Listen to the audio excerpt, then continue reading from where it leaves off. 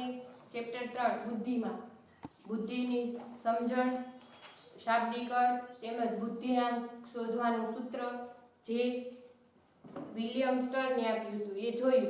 ત્યારબાદ જે છે આપણે બુદ્ધિ વિશેના આધુનિક અભિગમોમાં આપણે કાલે જોયું હતું કે સ્પીયરમેનનો જે દ્વિઘટક સિદ્ધાંત છે એવા એણે જે છે બે કોઈ પણ ઘટકોને જે છે સામેલ કરેલા છે, એમાં જી ફેક્ટર અને એસ ફેક્ટર. આ ઉપરાંત જે છે સ્ટર્નબર્ગનો ત્રિપુટી સિદ્ધાંત પણ આપણે જોયો હતો. એમાં જે છે બુદ્ધિ અંગેના એને 3 પાસાઓ દર્શાવ્યા હતા: અનુભવજન્ય બુદ્ધિ, સંદર્ભગત બુદ્ધિ અને જે છે સર્જનાત્મક બુદ્ધિ. આ જે છે ત્રણ જે છે ઈ ઘટકીય બુદ્ધિ, આ જે છે એ 3 બુદ્ધિને મહત્વ આપ્યું હતું. આ ઉપરાંત આપણે હવે જોઈએ આગળનો એક અભિગમ જે છે એ બુદ્ધિ અંગેનો ગિલફર્ડનો જે છે ત્રિપરિમાણાત્મક સિદ્ધાંત જે છે એ જોઈશું. તો એમાં જે છે ગિલફર્ડે જે સિદ્ધાંત આપ્યો ત્રિપરિમાણાત્મક સિદ્ધાંત, એમાં જે છે સ્પીયરમેનના સિદ્ધાંતનું એણે ખંડન કરેલું છે. સ્પીયરમેને જે છે કેવો સિદ્ધાંત આપ્યો હતો? બુદ્ધિની જે છે એ લાક્ષણિકતાને આધારે એને સિદ્ધાંત રજૂ કર્યો હતો અને બૌદ્ધિક ક્ષમતા દર્શાવી હતી. અને બૌદ્ધિક ક્ષમતા દર્શાવવા માટે જે છે એ સ્પીયરમેને 2 ઘટકો, સામાન્ય બોધત્વ અને જે છે એ વિશિષ્ટ બોધત્વને મહત્વ આપ્યું હતું. પરંતુ ગિલફર્ડે જે છે સ્પીયરમેનના જે સિદ્ધાંતનું શું કર્યું હતું? ખંડન કર્યું હતું, એટલે કે આલોચના કરી હતી, એના પર ટીકા કરી અને એમાં રહેલી જે ખામી હતી એ દર્શાવી અને એને જણાવ્યું, ખંડન કરતા જણાવ્યું કે બુદ્ધિ માત્ર 2 ઘટકોની જ બનેલી નથી, પરંતુ બુદ્ધિની રચના જુદા જુદા ઘટકોના સમુચ્ચયથી થાય છે. ગિલફર્ડે શું કીધું કે બુદ્ધિ માત્ર જે છે 2 ઘટકોની બનેલી નથી, પરંતુ બુદ્ધિની રચના જે છે જુદા જુદા જે ઘટકો હોય એના સમુચ્ચયથી થાય છે. સમુચ્ચય એટલે કે બુદ્ધિમાં રહેલા વિવિધ ઘટકો હોય એનો સરવાળો થાય છે, ત્યારે એ સરવાળાના એકમ સ્વરૂપે બુદ્ધિ બને છે. દરેક ઘટક એક વિશિષ્ટ માનસિક ક્ષમતાનું પ્રતિનિધિત્વ કરે છે. દરેક ઘટકો એ પ્રત્યેક જે છે માનસિક વિશિષ્ટતાનું શું કરે? પ્રતિનિધિત્વ કરતું હોય, એટલે કે એનું જે કંઈક આગવું પાસું દર્શાવતું હોય. તેમ છતાં તે એકબીજાથી સ્વતંત્ર હોય છે. દરેક ઘટક જે છે પોતાનું આગવું પાસું દર્શાવતું હોય એટલા માટે એકમમાં તો કામ કરતા હોય, પરંતુ જે છે પોતાની લાક્ષણિકતા પ્રમાણે સમૂહમાં કામ કરતાની સાથે સાથે એક આગવી રીતે પણ કામ કરે છે. એટલે એનું જે છે એકબીજાથી સ્વતંત્ર હોય છે અને પોતપોતાના ઘટક જે ઘટક હોય તેનું જે તે આગવું મહત્વ પણ રહેલું હોય છે. આવા ઘણા ઘટકો એકબીજા સાથે જોડાવાથી બુદ્ધિની રચના થાય છે. અને આવા કેટલા બધા ઘટકો જે છે એકબીજા સાથે જોડાય ત્યારે બુદ્ધિની રચના થાય છે.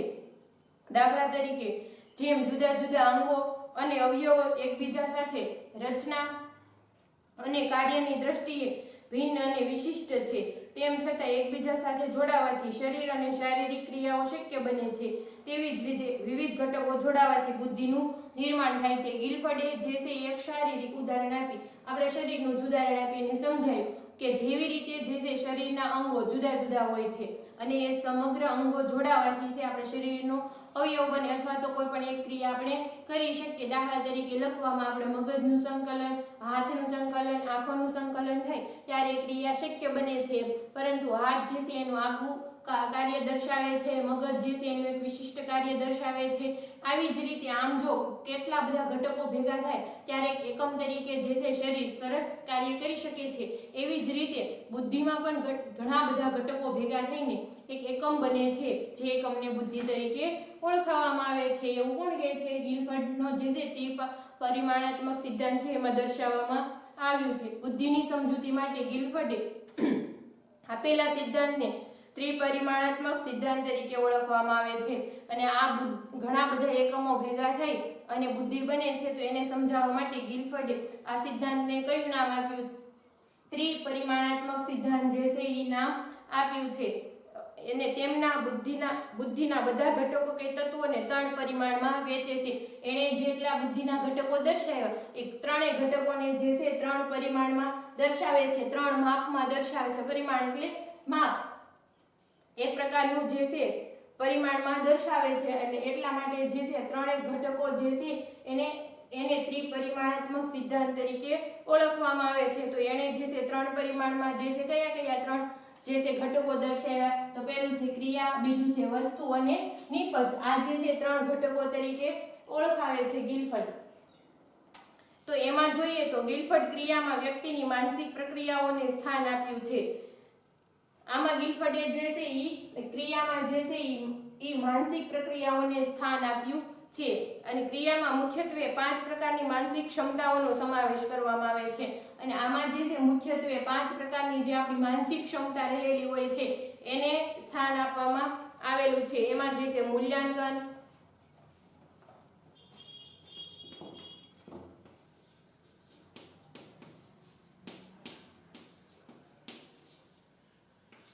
બીજું છે કેન્દ્રિત ચિંતન,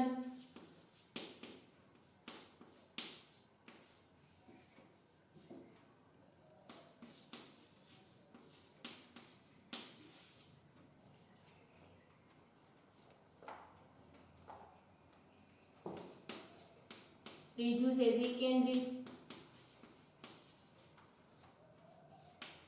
ચિંતન,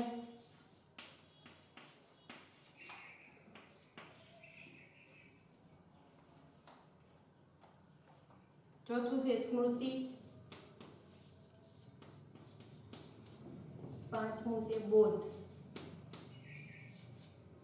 પાછળ છે ગિલફર્ડે આજે છે ક્રિયાના જે 5 જે છે આ ઘટક છે ક્રિયા એમાં જે છે એને માનસિક ક્રિયાઓને સ્થાન આપવામાં આવ્યું છે. અને એમાં જે છે 5 પ્રકારની આ માનસિક ક્ષમતાઓનો સમાવેશ થાય છે. તો એમાં જોઈએ મૂલ્યાંકન, પછી બીજું છે એ કેન્દ્રિત ચિંતન, ત્રીજું વિકેન્દ્રિત ચિંતન અને પછી છે સ્મૃતિ અને બોધ. આ જે છે 5 ક્રિયાઓનો સમાવેશ થાય છે. એટલે કે વ્યક્તિ પોતે પોતાનું મૂલ્યાંકન, એની કેન્દ્રિત ચિંતન કરવાની શક્તિ, વિકેન્દ્રિત ચિંતન કરવાની શક્તિ, જે સ્મૃતિ અને બોધ, આનું જે પ્રમાણ જેનામાં વધારે હોય એનામાં જે છે આ બધા ઘટકો મળી અને બુદ્ધિનું જે છે બુદ્ધિના એક એકમની રચના કરે છે એવું કહી શકાય છે.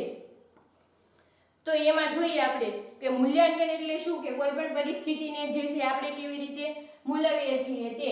પછી કેન્દ્રિત ચિંતન એટલે કે સમસ્યાનો ઉકેલ કરવા માટે, સમસ્યાનો ઉકેલ માટે મહત્વનું પાસું કયું છે, એના માટે આપણે જે ચિંતન કરતા હોય એ સમસ્યા ઉકેલવા માટેનું મુખ્ય જે ચિંતન હોય. વિકેન્દ્રિત ચિંતન એટલે સમસ્યા ઉકેલવા માટે આપણને જે છે આજુબાજુના પર્યાવરણમાંથી કયા કયા પદાર્થોની સહાય મળે એમ છે, અથવા તો આપણને જે છે સામાજિક સંસાધનો છે કેટલા પ્રમાણમાં ઉપલબ્ધ છે, આ જે છે ઉકેલ માટે આપણે જે કંઈ દર્શાવતા હોઈએ તે. સ્મૃતિ એટલે શું, કે આપણે જે કાંઈ પહેલા કોઈ પણ સમસ્યા હતી અથવા તો આપણે કોઈ પણ કંઈ નવું શીખ્યા હોય એ જે છે આપણા મગજમાં કેટલા સમય સુધી સંગ્રહિત રહ્યું છે, આપણી ક્ષમતા કેટલી. અને બોધ એટલે કે આપણે જે છે કે આખી પરિસ્થિતિમાંથી જે કંઈ નિષ્કર્ષતા સમજ્યા હોય, બરાબર. તો આ જે છે એ બોધ તરીકે ઓળખવામાં આવે છે. અને આ જે છે 5 માનસિક ક્ષમતાઓનો સમાવેશ ગિલફર્ડ જે છે ક્રિયામાં કરતો હોય એવું જોવા મળે છે. હવે નેક્સ્ટ જોઈએ તો વસ્તુના પરિમાણમાં જે છે એ દ્રશ્ય,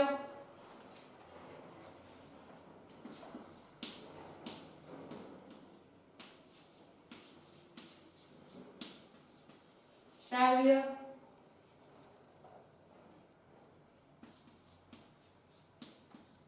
પ્રતિકાત્મક, શબ્દાર્થ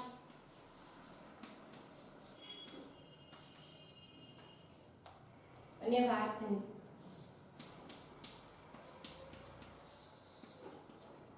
તો આમાં જોઈએ તો દ્રશ્ય, શ્રાવ્ય, પ્રતિકાત્મક, શબ્દાર્થ અને વાર્તનિક, આ જે છે પાંચ જે માનસિક ક્ષમતા હોય એનો સમાવેશ જે છે એ વસ્તુમાં કરવામાં આવે છે. એટલે કે દ્રશ્ય, કે વ્યક્તિ જે છે જોઈને કેટલું શીખે છે. શ્રાવ્ય એટલે કે સાંભળીને જે છે એની બોધાત્મક ક્ષમતા, માનસિક ક્ષમતા કેટલી વિકસે.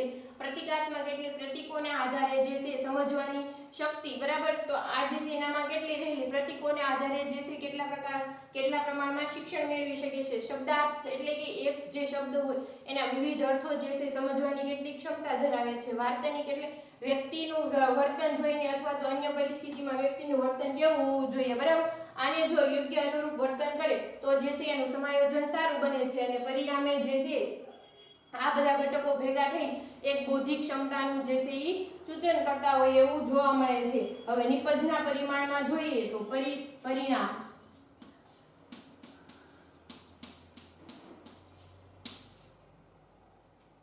ઉત્પાદન,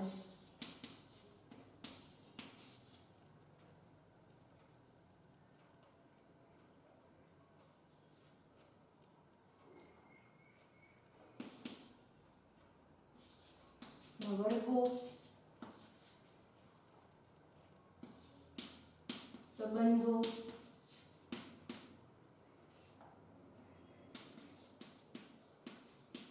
તંત્રો, રૂપાંતરો,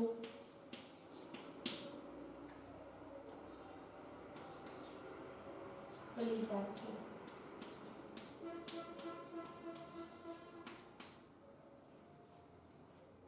આ જે છે 6, બરાબર, આ જે છે 6 પાસાઓનો સમાવેશ જે છે અહીંયા કરવામાં આવે છે. એમાં જે છે નિપજમાં પરિણામ કે ઉત્પાદન જે છે આપણે કોઈ પણ આપણે જે વર્તન હોય એનું પરિણામ શું હોય અથવા તો નિપજ શું આપણને પ્રાપ્ત થાય છે વર્ગો. તો આપણે જે છે કંઈ પણ શીખવા માટે એને વિભાગમાં જે છે આપણે શું કરતા હોય વિભાગ આખા એકમને જે છે વિભાગમાં દર્શાવી અને ટુકડે ટુકડે યાદ રાખવાનો પ્રયત્ન કરતા હોય. સંબંધો, બરાબર, જે છે સામાજિક સંબંધો અથવા તો કોઈ પણ જે છે વૈજ્ઞાનિક જે ગુઢ નિયમો હોય એને સમજવા માટે જે આ કામે લાગતી શક્તિ, તંત્રો, રૂપાંતરો અને ફલિતાર્થો સાથે જે છે ઈ આ નિપજ સંબંધ ધરાવે છે. તો ગિલફર્ડના જે છે ત્રિપરિમાણાત્મક સિદ્ધાંતમાં બુદ્ધિના સિદ્ધાંતમાં 3 પરિમાણ અને તેમાં રહેલા કેટલા ઘટકોનો સમાવેશ કરેલો છે. તેમના મતે બુદ્ધિમાં કુલ 150 ઘટકો રહેલા છે. ગિલફર્ડના મતે જે છે બુદ્ધિ જે એને જે છે સ્પીયરમેનના સિદ્ધાંતનું ખંડન કર્યું હતું અને એણે કીધું હતું કે બુદ્ધિમાં જે છે માત્ર 2 ઘટકોથી બનેલી નથી, પરંતુ તેણે કેટલા ઘટકો દર્શાવ્યા? 150 ઘટકો દર્શાવ્યા. તો 150 ઘટકો કેવી રીતે દર્શાવ્યા? 5 જે છે ક્રિયાના 5 ક્રિયાની માનસિક શક્તિ, 5 જે છે ઈ વસ્તુની માનસિક શક્તિ અને 6 જે છે ઈ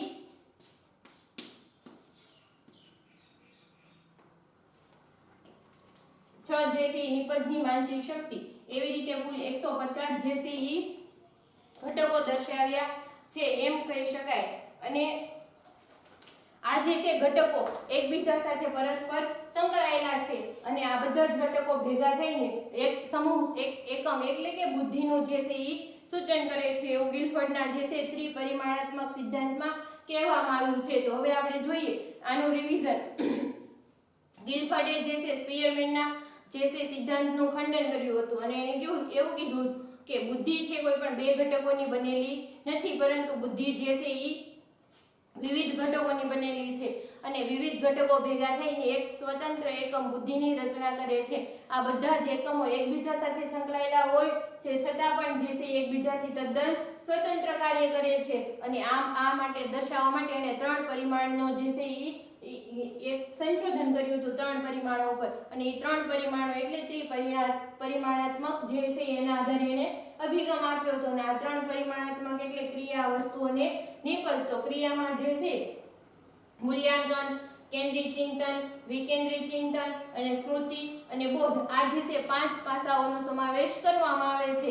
ઉપરાંત વસ્તુમાં જોઈએ તો દ્રશ્ય, શ્રાવ્ય, પ્રતિકાત્મક, શબ્દાર્થ અને વાર્તનિક પાસાઓનો આ 5 જે છે પાસાઓનો આમાં સમાવેશ કરવામાં આવે છે.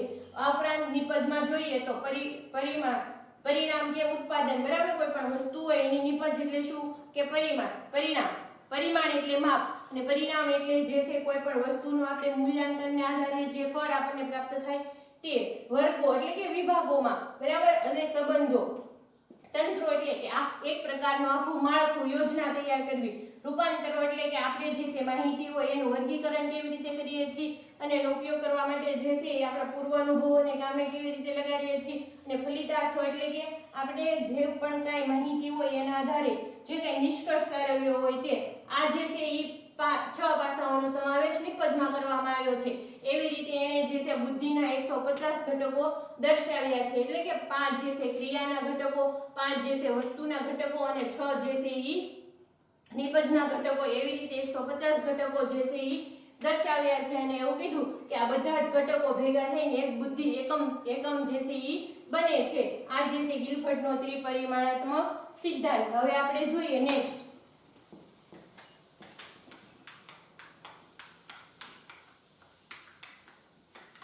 જો મનોવિજ્ઞાનમાં સૌથી સરળ બુદ્ધિના પાઠમાં અને જો વારંવાર પરીક્ષાની દ્રષ્ટિએ ઉપયોગી એવો સિદ્ધાંત જે છે ઈ આ જે છે ગાર્ડનરનો બહુવિધ બુદ્ધિનો સિદ્ધાંત.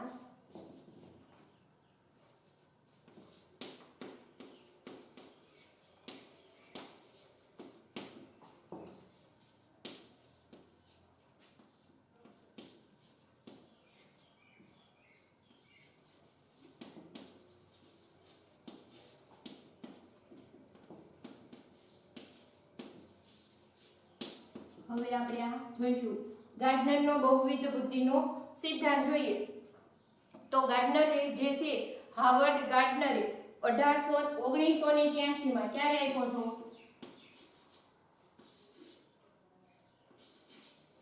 1983 માં જે છે એ બુદ્ધિ અંગેના પોતાના મંતવ્યો રજૂ કર્યા હતા અને હાવર્ડ ગાર્ડનર નામનો જે મનોવૈજ્ઞાનિક છે એણે જે છે એ બહુવિધ બુદ્ધિનો સિદ્ધાંત આપ્યો અને 1983 માં જે છે પોતાના મંતવ્યો બુદ્ધિ અંગે શું છે તેવું રજૂ કર્યા હતા તેઓના મતે બુદ્ધિ એકાકી સ્વરૂપ ધરાવતી નથી એણે શું કીધું કે બુદ્ધિ જે છે એક સ્વરૂપ ધરાવતી નથી બુદ્ધિના જે છે અનેક સ્વરૂપો હોય છે જુદા જુદા ઘટકો રહેલા હોય છે તેમણે બુદ્ધિની સમજૂતી માટે જે સિદ્ધાંત દર્શાવ્યો છે તેને બહુવિધ બુદ્ધિના સિદ્ધાંત તરીકે ઓળખવામાં આવે છે તેણે જે છે બુદ્ધિની સમજૂતી માટે જે એણે કીધું કે બુદ્ધિ છે એક એકમ ધરાવતી નથી પરંતુ જુદા જુદા જે ઘટકો એમાં રહેલા હોય છે અને એના માટે જે છે બુદ્ધિની સમજૂતી માટે એને જે સિદ્ધાંત દર્શાવ્યો તેને જે છે બહુવિધ બુદ્ધિનો સિદ્ધાંત કહેવામાં આવે છે બહુવિધ એટલે શું કે વિવિધતાવાળી બુદ્ધિ બહુવિધ વિવિધતા ધરાવતી હોય ઘણી બધી વિવિધતા ધરાવતી હોય એવી બુદ્ધિ એટલે બહુવિધ બુદ્ધિનો સિદ્ધાંત જે છે કોણે આપ્યો તો ગાર્ડનર નામના મનોવૈજ્ઞાનિકે આપ્યો માર્ચ 2020 માં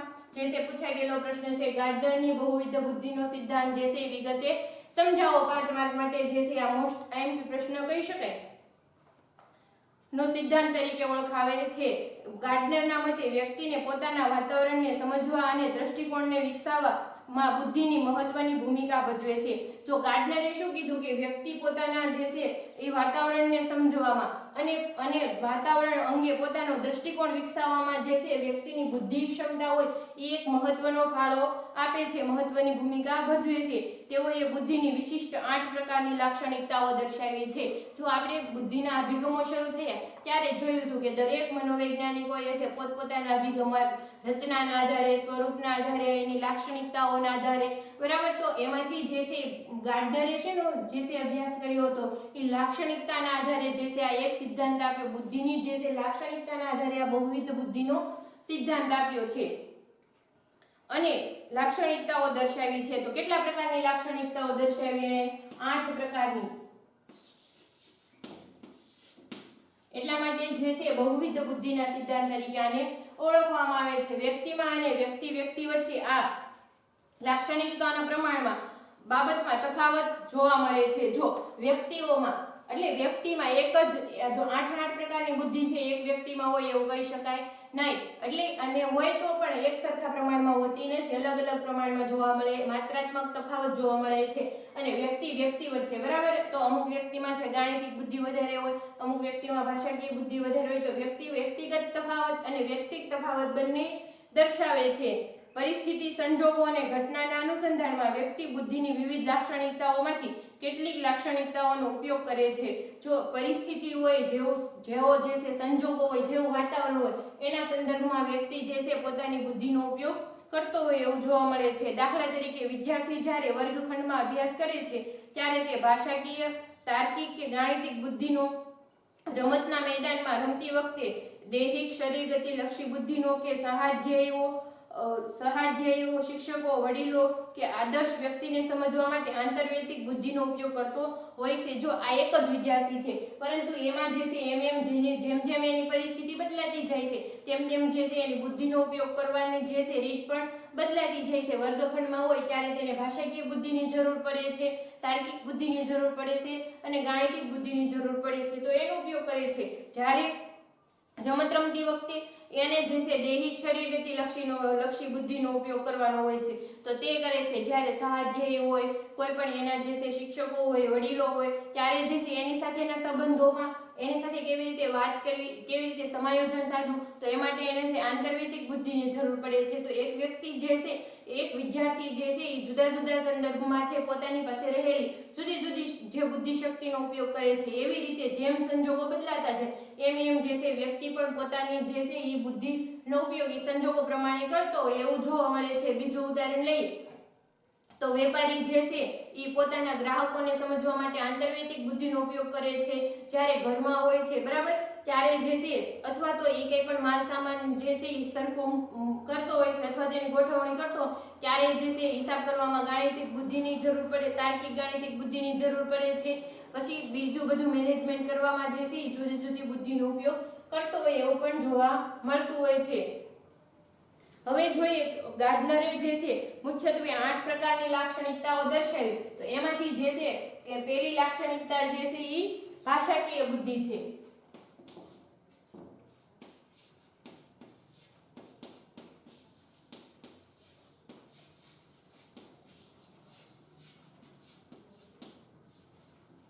તો આ બુદ્ધિ જે છે એ ક્યાં ઉપયોગમાં? આ પ્રકારની બુદ્ધિ લેખન, વાંચન, કથન, ભાષાની જટિલતા સમજવી, તેને અસરકારક રીતે રજૂ કરવી વગેરે કાર્યોમાં પ્રગટ થાય છે. તો આ પ્રકારની બુદ્ધિ વ્યક્તિમાં રહેલી છે કે કેમ એ જાણવું હોય તો આપણે કેવી રીતે જાણી શકીએ? વાંચન, લેખન જે છે, પછી ભાષાની જટિલતા સમજવી છે, અસરકારક રીતે ભાષાને રજૂઆત કરવી છે. તો આ બધામાં પ્રગટ થતી હોય એટલે કે જે લોકો આ બધા ક્ષેત્રોમાં જે છે આગવું જે છે એ પોતાનું વિશિષ્ટ કૌશલ્ય દર્શાવતો હોય તેવા લોકોમાં જે છે ભાષાકીય બુદ્ધિ વધારે પડતા પ્રમાણમાં છે એવું કહી શકાય. તો આવું જે છે આગવું કૌશલ્ય કોણ દર્શાવી શકે? તો જે સાહિત્યકારો હોય, લેખકો હોય, વક્તાઓ હોય, ઉદ્ઘોષકો હોય, કટાર લેખકો હોય વગેરે આ પ્રકારની બુદ્ધિ ક્ષમતા વધુ જોવા મળે છે. કોણ? એક તો જે છે લેખકો જે છે ભાષાકીય બુદ્ધિનો વધારે પડતો ઉપયોગ કરતા હોય. પછી જે છે વક્તાઓ, બરાબર, જે છે એ સ્પીકરો એટલે કે વક્તાઓ જે મોટિવેશનલ સ્પીચ અથવા તો આવી કોઈ પણ જે છે સ્પીચ આપતા હોય, જે કથાકાર હોય, બરાબર, એ લોકો પણ છે ભાષાકીય બુદ્ધિનો ઉપયોગ કરતો પોતાના જે શ્રોતાગણ હોય એને આકર્ષવા માટે જે છે આ ભાષાકીય બુદ્ધિનો ઉપયોગ કરતા હોય એવું પણ જોવા મળે છે. ઉદ્ઘોષકો કોઈ પણ ઉદ્ઘોષણા કરતા હોય, બરાબર, દાખલા તરીકે નાણાં બજેટ બહાર પાડવાનું તો ત્યારે જે છે નાણામંત્રીની એક ઉદ્ઘોષણા હોય કે આ પ્રમાણે થશે, બરાબર, કે આ પ્રમાણે જે છે આખી અર્થતંત્ર વ્યવસ્થા જળવાશે. તો ત્યારે પણ તેઓ જે છે ભાષાકીય બુદ્ધિનો ઉપયોગ કરતા હોય. કટાર લેખકો હોય જે છાપાઓમાં જે જુદી જુદી કોલમો આવે છે, બરાબર, તો એ દરેક કોલમો જે છે એ દાખલા તરીકે જે છે દિવ્ય ભાસ્કરમાં જે સન્ડે જે પૂરતી આવે એમાં જે છે રણમાંથી ગુલાબ, તો ડોક્ટર શરદ ઠાકર જે છે તો એ કટાર લેખક છે કે એ જે દર સાપ્તાહિકમાં પોતાની જે છે એક કોલમ એ જે છે પોતાના મંતવ્ય કોલમ મારફતે રજૂ કરે છે એટલે કટાર લેખકો, બરાબર. આવા જે છે જુદા જુદા જે ન્યૂઝપેપરો હોય એમાં જે છે આવી કોલમની જે લખાણ આવે છે, બરાબર, તો આ જે છે એ કહી શકાય કટાર લેખકો વગેરેમાં આ પ્રકારની બુદ્ધિ ક્ષમતા વધારે જોવા મળે છે. અને વગેરે વ્યક્તિઓ હોય એમાં જે છે બુદ્ધિ ક્ષમતા વધારે જોવા મળતી હોય છે. ભાષાકીય બુદ્ધિ, વાંચન, લેખન, ભાષાની જટિલતા સમજવામાં એટલે કે જ્યારે કોઈ પણ જે છે અનેકાર્થી શબ્દો હોય અથવા તો કોઈ પણ એવા શબ્દો ભારેખમ શબ્દો જે છે છંદ અલંકારની લયમાં અને રીતમાં ગોઠવાયેલા હોય તો એને સમજવા માટે, એ પરિસ્થિતિને અનુરૂપ એનો અર્થ કાઢવા માટે, પછી વાંચન, લેખન અથવા તો ભાષાની જટિલતા સમજવા માટે અથવા આ જે છે ભાષાકીય બુદ્ધિનો ઉપયોગ થાય છે. અને ભાષાકીય બુદ્ધિ કોનામાં વધારે હોય? લેખકો, સાહિત્યકારો જે હોય છે, કટાર લેખકો હોય છે, ઉદ્ઘોષકો હોય, વક્તા હોય, આ બધામાં જે છે આ પ્રકારની બુદ્ધિ વધારે જોવા મળે છે. હવે નેક્સ્ટ જોઈએ તો બીજી છે તાર્કિક ગાણિતિક બુદ્ધિ.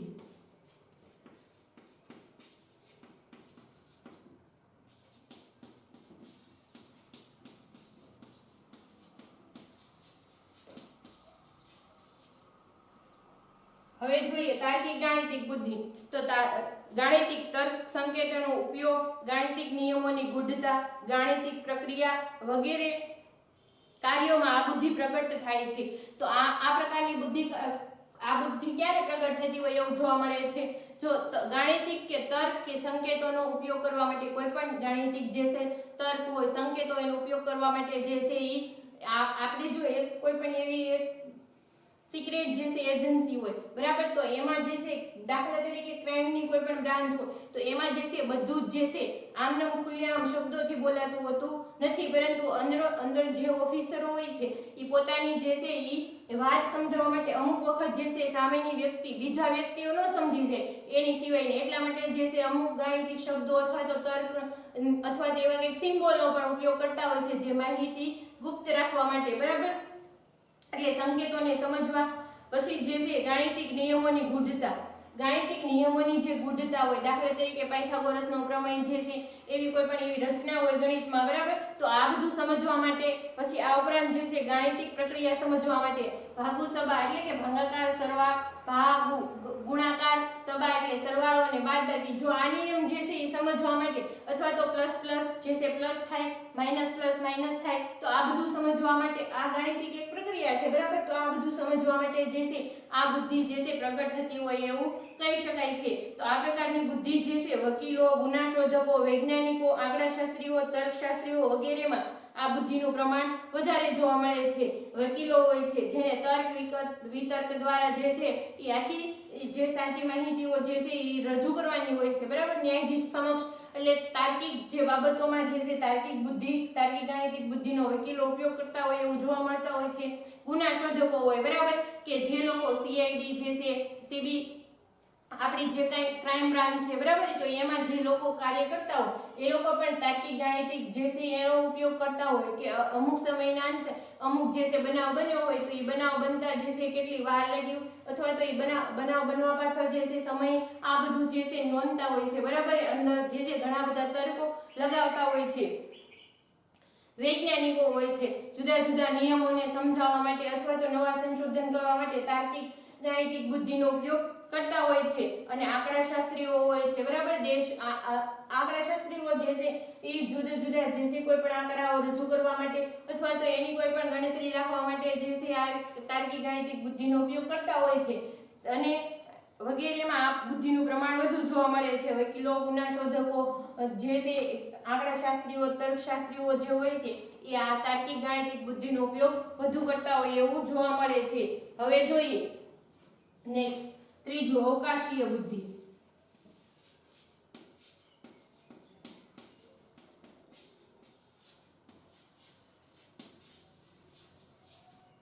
હવે જોઈએ અવકાશીય બુદ્ધિમાં શું હોય કે માનસિક પ્રતિમાઓ રચવા, અંતર વિશેના ખ્યાલોને આધારે નિર્ણય લેવામાં ક્ષમતામાં, સમસ્યા કોયડા ઉકેલવામાં, ઉખાણાની રમતમાં બુદ્ધિનો ઉપયોગ થાય છે. વાહન ચાલકો, ઓપરેશન કરનાર, ડોક્ટરો, ઇજનેરો વગેરેમાં આ બુદ્ધિનું વિશેષ પ્રમાણ જોવા મળે છે. જો અવકાશીય બુદ્ધિમાં શું હોય, માનસિક પ્રતિમાઓ રચવા માટે, કે આપણે જો કોઈ પણ પ્રામાણિકતા, ન્યાય, આ બધો ખ્યાલ, અમૂર્ત જે બાબતો જે છે એને સમજવાની શક્તિ જેનામાં વધારે રહેલી હોય એનામાં જે છે અવકાશીય બુદ્ધિ વધારે રહેલી એવું કહી શકાય. એટલે કે માનસિક પ્રતિમાઓ રચવા, અંતર વિશેના ખ્યાલો ને આધારે નિર્ણય લેવામાં, બરાબર, અંતર વિશેના જે ખ્યાલો હોય એના આધારે નિર્ણય લેવામાં. પછી આ ઉપરાંત જે છે સમસ્યા ઉકેલમાં, કોઈ પણ સમસ્યાની ઉકેલમાં, કોયડા ઉકેલવા અથવા તો જે છે ઉખાણા જે છે ઉકેલવા વગેરે જે લોકોમાં જે છે આવી ક્ષમતા વધારે હોય એનામાં અવકાશીય બુદ્ધિ વધારે રહેલી છે એવું કહી શકાય. અને આ બુદ્ધિનો ઉપયોગ જે છે વાહન ચાલકો કરતા હોય છે, બરાબર, પોતાની ગતિના આધારે જે છે, પોતાના વાહનની ગતિના આધારે જે છે પોતે પોતાના વાહનની ગતિના આધારે જે છે એ પોતે એક્સિડન્ટથી બચે અને આ પ્રકારની બુદ્ધિનો ઉપયોગ કરતા હોય છે. પછી ઓપરેશન કરનાર જે ડોક્ટરો હોય છે, જ્યારે એને શીખવવામાં આવે છે ત્યારે જે છે એ આવી માનસિક પ્રતિમાઓ રચી અને વિવિધ ઓપરેશનો કેવી રીતે શીખી શકાય એનો પણ ઉપયોગ કરતા હોય છે. ઇજનેરો, જેમાં ખાસ કરીને સિવિલ એન્જિનિયરો હોય કે મિકેનિકલ એન્જિનિયરો હોય, ત્યારે એ લોકો જે છે પોતાના જે વર્ક હોય એમાં જે છે એ લોકો પોતે જે છે કોઈ પણ નકશો બનાવવામાં એમ અવકાશીય બુદ્ધિનો ઉપયોગ વધારે કરતા હોય એવું જોવા મળે છે. હવે નેક્સ્ટ જોઈએ તો દૈહિક શરીર ગતિલક્ષી બુદ્ધિ.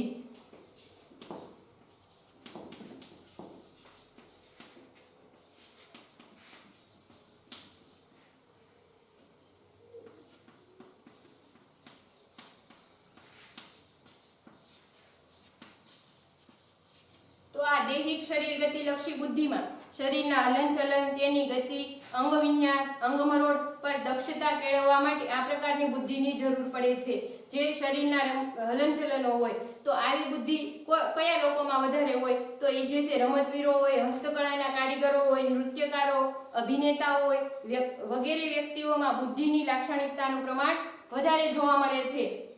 તો એમાં જોઈએ શરીરના હલનચલનો હોય કે રમતવીરો હોય તો એને જે છે કોઈ પણ દાખલા તરીકે ક્રિકેટમાં જોઈએ તો જે છે બોલની જે ઝડપ હોય એ ઝડપ પ્રમાણે પોતાના શરીરને પણ એને ગતિમાન કરવું પડે છે. એટલા માટે જે છે આ જે છે શરીરગતિ લક્ષી બુદ્ધિની જરૂર પડે છે। પછી હસ્તકળાના જે કારીગરો હોય એમાં શિલ્પ સ્થાપત્ય ચિત્ર આ બધી જ કળાઓનો સમાવેશ કરવામાં આવે છે। તો એમાં શિલ્પ સ્થાપત્યમાં જોઈએ તો કોઈ પણ ઝીણી ઝીણી કોતરણી જે છે એ કરવાની હોય છે તો એમાં જે છે એના અંગ વિન્યાસો એ કામે લગાડતા હોય છે। આ ઉપરાંત નૃત્યકારો હોય છે બરાબર, જે અંગ મરોડ દ્વારા જે છે એના ઉપર દક્ષતા કેળવે છે। અને અભિનેતાઓ જે છે એ પોતે પરિસ્થિતિને અનુરૂપ પોતાના ચહેરાના હાવભાવો અથવા તો જે છે એને જે છે ફિલ્મને આધારે જે છે એ આખું પોતાની જે છે અભિવ્યક્તિઓ કરતા જોવા મળે છે, જેમાં એના શરીરના અથવા તો ચહેરાના હાવભાવોનો જે છે એ ઉપયોગ થતો હોય છે। એટલે આવા લોકોમાં જે છે દૈહિક શરીરગતિ લક્ષી બુદ્ધિ વધારે પ્રમાણમાં પ્રગટ થતી હોય એવું જોવા મળે છે। અને જે લોકો જે આવી બધી બુદ્ધિમાં જે છે એ પ્રભુત્વ ધરાવતા હોય છે એક પોતાનું વ્યક્તિત્વ પણ આગવું નિખારે છે એવું કહી શકાય છે। હવે નેક્સ્ટ જોઈએ તો સાંગીતિક બુદ્ધિ।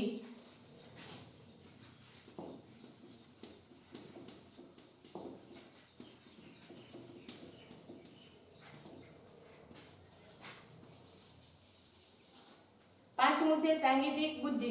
તો આ પ્રકારની બુદ્ધિ જે છે સંગીતના સુર, લય, તાલ, રાગ, બંદિશ વગેરેની સમજ કેળવવાની ક્ષમતા સાંગીતિક બુદ્ધિનું પરિણામ છે। ગાયન વાદન ક્ષેત્રે કાર્ય કરતા નિષ્ણાંતોમાં આનું પ્રમાણ જે છે અન્ય વ્યક્તિઓની તુલનામાં વધારે જોવા મળે છે। જો સંગીતના જે સુર હોય, તાલ હોય, લય હોય અને રાગ અને બંદિશ એમાં જે છે આ બુદ્ધિ વધારે પડતા પ્રમાણમાં પ્રગટ થાય છે। અને એમાં જોઈએ આપણે તો સંગીતના જે વિવિધ સુર છે એમાં જે છે તાલ અને 5 જે રાગ છે બરાબર, દીપક રાગ, ભૈરવી રાગ, આ બધા જે રાગ જે છે એમાં આ ઉપરાંત જે છે એની તાલની સમજ મેળવવામાં આ બુદ્ધિનું જે છે આ બુદ્ધિનું પરિણામ છે। પછી ગાયન વાદન ક્ષેત્રે જે છે વિશિષ્ટ પ્રકારે આ બુદ્ધિનો ઉપયોગ થતો હોય છે। લોક સાહિત્યકાર છે એમાં જે છે આ પ્રકારની બુદ્ધિ વધારે રહેલી હોય છે। કોઈ પણ જે છે કોઈ પણ સંગીતકાર હોય, પ્રસિદ્ધ સંગીતકાર હોય તો આ લોકોમાં જે છે આ બુદ્ધિનું પ્રમાણ જે છે એ વધારે પડતું હોય અથવા તો વધારે હોય એવું કહી શકાય છે। હવે નેક્સ્ટ જોઈએ છઠ્ઠી બુદ્ધિ તો જે છે વ્યક્તિ અંતર્ગત બુદ્ધિ।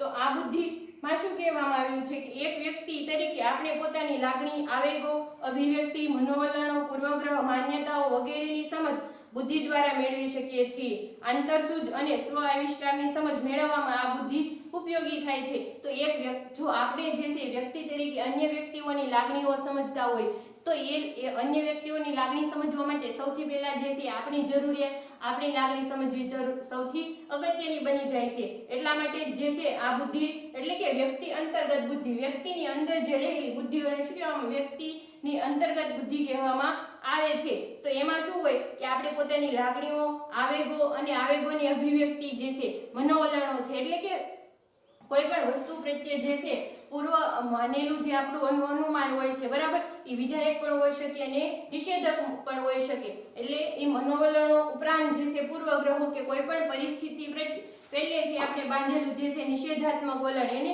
પૂર્વગ્રહ કહેવામાં આવે છે। માન્યતાઓ આપણી જે રૂઢ થઈ ગયેલી માન્યતાઓ હોય બરાબર, તો આ જે છે વગેરેને સમજવા માટે અથવા તો એના કારણે જે છે આપણી કોઈ પણ કાર્યમાં જે છે પ્રગતિમાં અવરોધ આવતો હોય અથવા તો એ પ્રગતિ સાધવામાં જે છે આપણા મનોવલણો કંઈક કામે લાગતા હોય તો વગેરેને સમજવા માટે આ બુદ્ધિનો ઉપયોગ થઈ શકે છે એવું કહેવાય છે। આંતરસૂઝ બરાબર, ઘણા બધા પ્રયત્નોને આધારે આપણને જે છે અચાનક જે છે આપણે જે સમસ્યા ઉકેલમાં મળતી જે સફળતા હોય એને શું કહેવામાં આવે છે આંતરસૂઝ જે છે એ આપણા મનની અંદરથી થતો એક ઝબકાર છે। તો આંતરસૂઝ અને સ્વ આવિષ્કારની સમજ મેળવવામાં, સ્વ આવિષ્કારની સમજ મેળવે એટલે શું કે કોઈ પણ કાર્ય કર્યા પછી આપણને એનો જે છે સંપૂર્ણ સંતોષની લાગણી પ્રાપ્ત થાય એ જે છે સ્વ આવિષ્કારની લાગણી દર્શાવે છે। તો આની સમજ મેળવવા માટે આ વ્યક્તિ અંતર્ગત બુદ્ધિનો ઉપયોગ કરવામાં આવે છે। હવે નેક્સ્ટ જોઈએ તો નૈસર્ગિક બુદ્ધિ 7મી છે।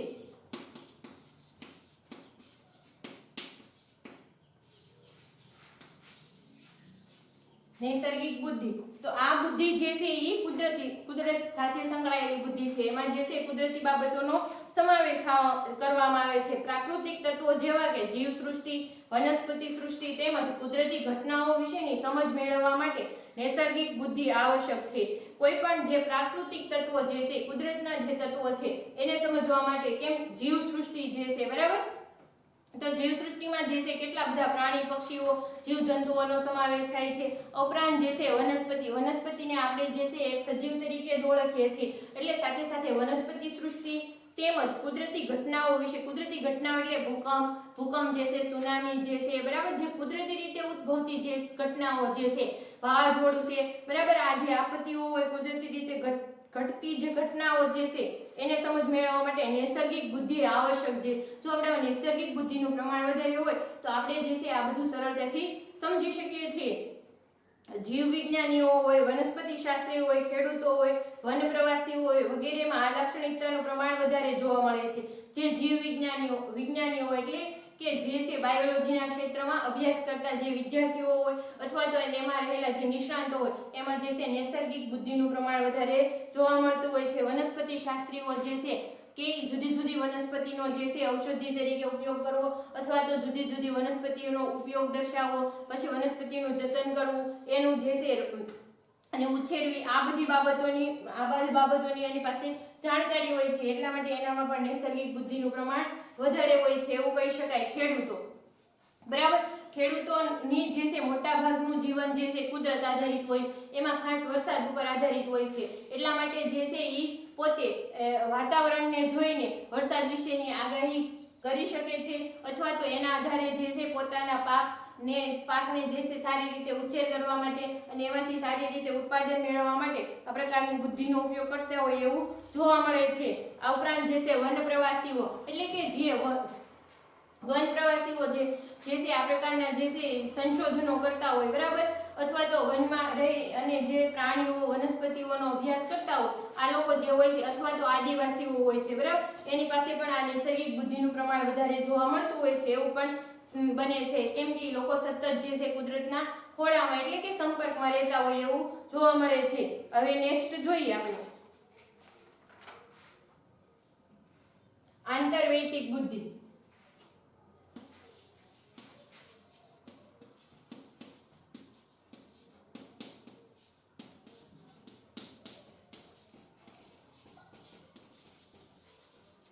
હવે જોઈએ તો આંતરવૈયક્તિક બુદ્ધિમાં જે છે એ આ પ્રકારની બુદ્ધિની મદદથી વ્યક્તિ અન્ય વ્યક્તિના ગમા લાગણીઓ, આવેગો, સ્વભાવ, ટેવો, વ્યક્તિના વ્યક્તિત્વ ગુણો વગેરેથી માહિતગાર થાય છે. રાજનેતાઓ, ધર્મગુરુ, શિક્ષકો, સામાજિક કાર્યકરો વગેરેમાં આંતરવૈયક્તિક બુદ્ધિનું પ્રમાણ સવિશેષ જોવા મળે છે. જો આ પ્રકારની બુદ્ધિથી છે એક તો વ્યક્તિ અંતર્ગત બુદ્ધિથી આપણને શું જોવા મળે છે કે આપણી પોતાની લાગણીઓ, આવેગો અને અભિવ્યક્તિ જોવા મળે છે. તો આંતરવૈયક્તિક બુદ્ધિથી શું જોવા મળે છે? અન્ય વ્યક્તિના ગમા અણગમા, લાગણી, બરાબર, ગુણ લક્ષણો, એની જે ટેવો હોય, બરાબર, એના વર્તનના આધારે આપણને જોવા મળે છે.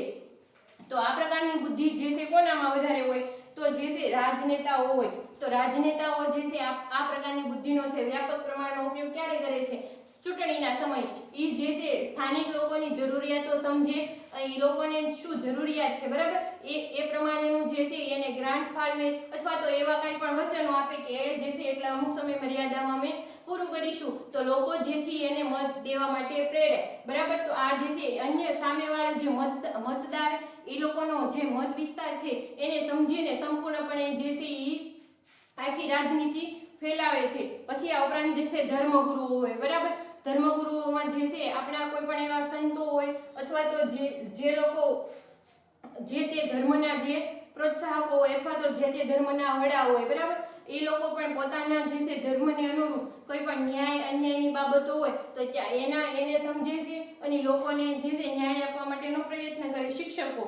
શિક્ષકો પણ જે છે વિદ્યાર્થીઓના જે છે ગમા અણગમા લાગણી અને સમજી અને એ પ્રકારે જે છે એને શિક્ષણ આપવાનો પ્રયત્ન કરતા હોય છે. સામાજિક કાર્યકરો છે અન્ય વ્યક્તિઓની લાગણી સમજે, સાથે સાથે સમાજની જે સમસ્યાઓ, સમાજની જે જરૂરિયાતો હોય એને સમજી અને એ પ્રમાણેનું વર્તન કરતા હોય છે એવું પણ જોવા મળતું હોય છે અને આ લાક્ષણિકતાનું પ્રમાણ જે છે આવા બધા વ્યક્તિઓમાં વધારે પડતા પ્રમાણમાં જોવા મળતું હોય એવું પણ કહી શકાય. તો ગાર્ડનરનો જે બહુવિધ બુદ્ધિનો સિદ્ધાંત છે એમાં તેણે 8 પ્રકારની લાક્ષણિકતાઓ દર્શાવી છે. તો પહેલી છે ભાષાકીય બુદ્ધિ, તાર્કિક ગાણિતિક બુદ્ધિ, અવકાશીય બુદ્ધિ, દૈહિક શરીરગતિલક્ષી બુદ્ધિ, સાંગીતિક બુદ્ધિ, વ્યક્તિ અંતર્ગત બુદ્ધિ, નૈસર્ગિક બુદ્ધિ અને આંતરવૈયક્તિક બુદ્ધિનો સમાવેશ કરવામાં આવે છે. એમાં જોઈએ તો ભાષાકીય બુદ્ધિ જે છે વાંચન લેખન જે છે ભાષાની જે છે અસરકારક રજૂઆત માટે ઉપયોગમાં લેવામાં આવે છે અને આવી બુદ્ધિ છે લેખકો, વાચક લેખકો જે છે, વક્તાઓ જે છે, ઉદ્ઘોષકો જે છે એનામાં વધારે પડતા પ્રમાણમાં હોય એવું કહી શકાય. સાથે સાથે કટાર લેખકોનો પણ આમાં સમાવેશ થાય છે. આ ઉપરાંત જોઈએ તાર્કિક ગાણિતિક બુદ્ધિ. તો તાર્કિક ગાણિતિક બુદ્ધિ જે છે તર્ક કરવામાં, ગાણિતિક નિયમોની ગૂઢતા સમજવામાં જે છે ઉપયોગમાં લેવામાં આવે છે. સાથે સાથે વકીલ, તર્કશાસ્ત્રીઓ, આંકડાશાસ્ત્રીઓ હોય છે એમાં પણ આ બુદ્ધિનું પ્રમાણ વધારે જોવા મળે છે.